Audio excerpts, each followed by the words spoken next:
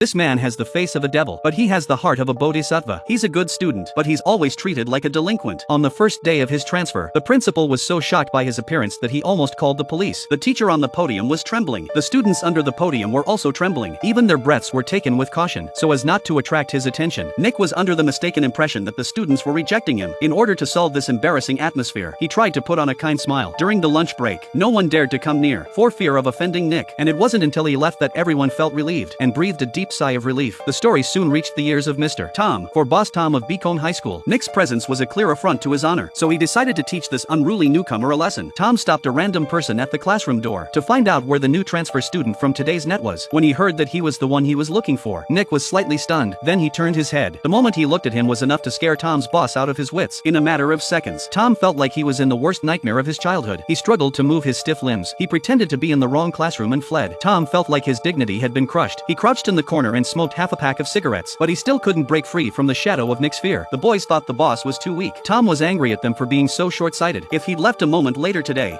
he'd have been in a world of hurt. Years of fighting had taught him that Nick was the real danger. Nick was a real danger. He warned his boys not to mess with Nick. On the playground, in order to fit in more quickly with the class, Nick decided to start by making a good impression. He picked up all the trash around him and put it in a bag. In the distance, there was a broken tree that had been blown down by the hurricane. Nick tried to move it without thinking, but the trunk was too heavy. Nick stepped back and stepped on a can on the ground. Boss Tom's heart was in his throat again. Was this demon really not going to let them go? Nick was about to leave, but his body lost its balance, and he lurched forward uncontrollably. Mr. Tom hissed in horror. The fear of being dominated by Nick came back to him. It was the first time in his years of fighting that Tom had ever panicked, but Nick was just trying to yell at them to get out of the way.